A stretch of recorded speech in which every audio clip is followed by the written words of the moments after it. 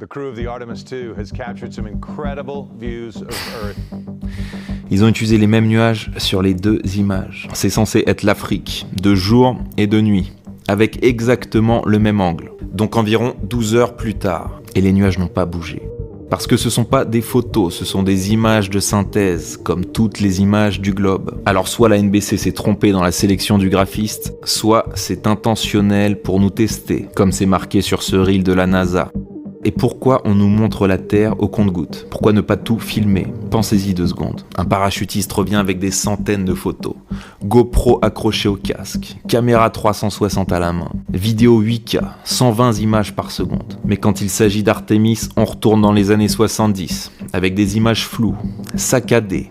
4 images par seconde. Comme si la NASA n'avait pas le budget pour un GoPro à $400. Ils ont perdu la technologie. Ils l'ont jamais retrouvée.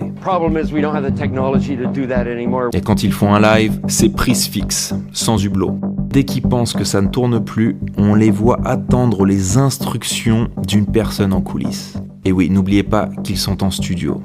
Pour éviter de vous montrer la vue, ils vont détourner votre attention en vous parlant de problèmes de toilette.